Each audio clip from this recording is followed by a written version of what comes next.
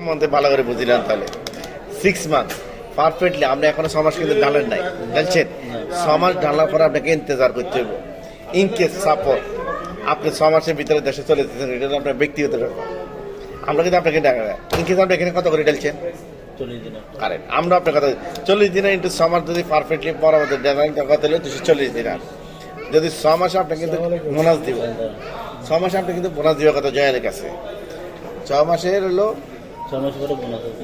bonus আছে, আমাদের একটা বোনাস আছে, ওটা আমি দেখবো না কত টাকা ওটার ভিতরে